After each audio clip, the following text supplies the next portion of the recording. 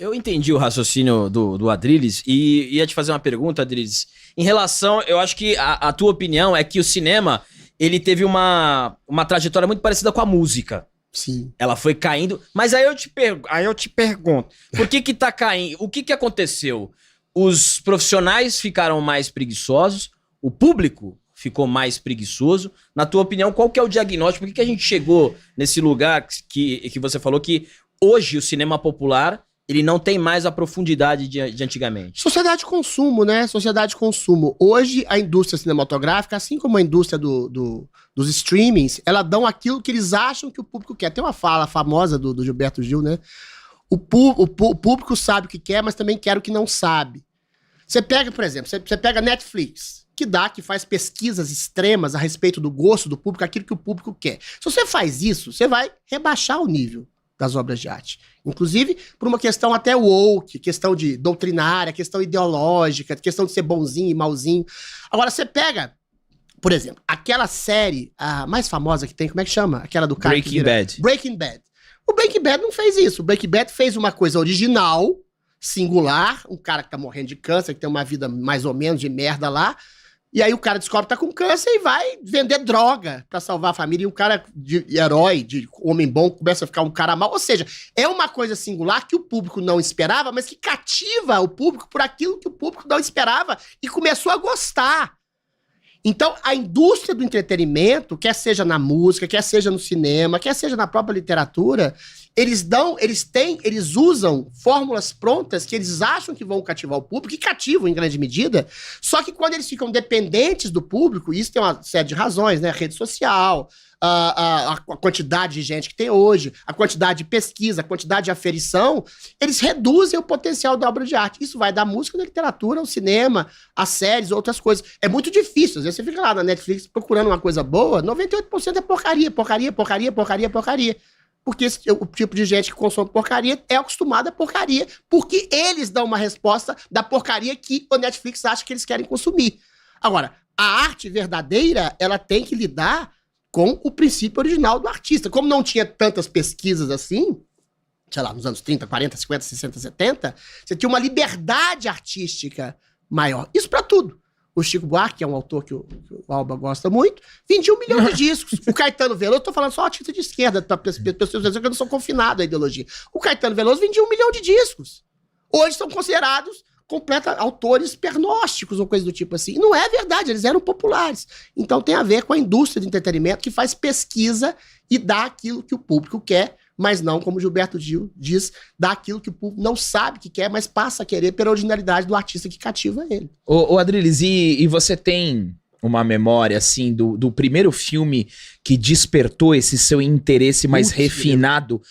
Porque em algum momento você deve ter assistido um filme e falou assim, cara, essa profundidade aqui eu não encontro na maioria dos filmes, porque esse tipo de filme mais profundo, que provoca mais discussões, mais debate, mais reflexões, eles estão abaixo das categorias dos filmes mais populares.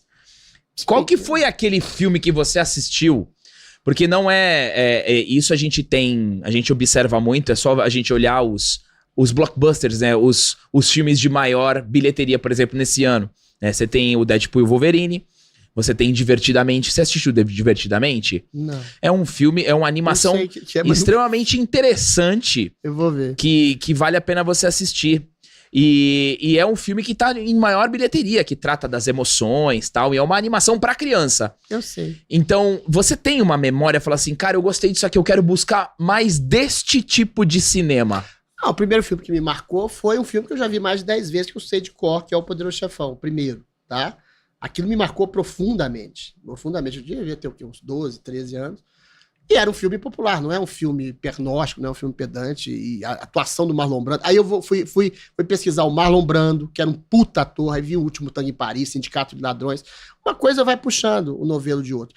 O primeiro filme profundão que eu vi, aí esse que me marcou, e que eu percebia que o cinema não era só diversão, aí é o meu cineasta favorito. Aí esse é pesadão, esse é profundo mesmo. É um filme chamado Sonata de Outono, do Ingmar Bergman. Também vi, eu era adolescente, devia ter uns 12, 13 anos, e eu vi 2 vezes seguidas.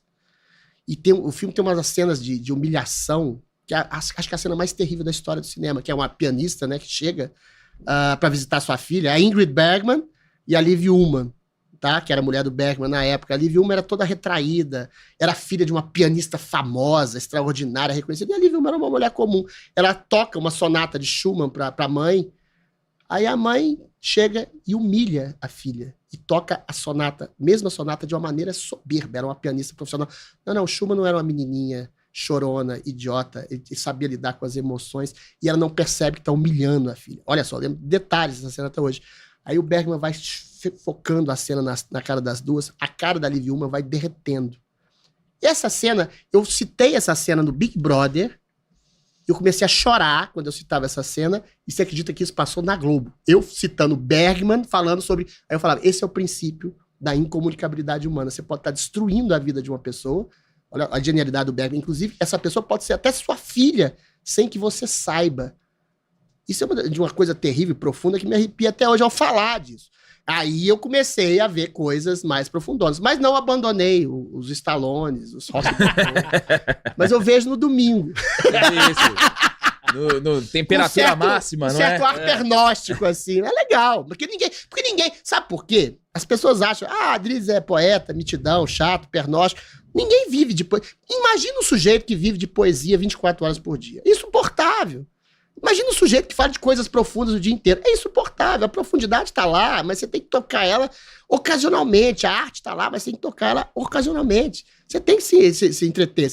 É a mesma coisa você comer um prato bom, é a mesma coisa você tomar um vinho, você viajar. Você não quer a profundidade da existência o tempo inteiro. Ela chega até você. A angústia e a dor chegam até você. Aí você procura a arte para entender o que está te angustiando, o que está te fazendo. Não é que você vai se curar, mas a arte cria aquele princípio universal de identificação, né? Então, quando você fala assim, por que você não gosta tanto assim desses filmes escapistas? Porque às vezes eu tô angustiado, eu quero ver uma coisa que me diga alguma coisa. Aquilo que é escapista, que é muito frugal, que é muito superficial, às vezes me dá sono. É bom pra eu dormir. Serve como uma espécie de Lexotan. Como é que é o remédio hoje que a gente toma pra ficar calmo, sei lá? Rivotril. É. Mas não é sempre que eu quero tomar Rivotril também. É isso aí.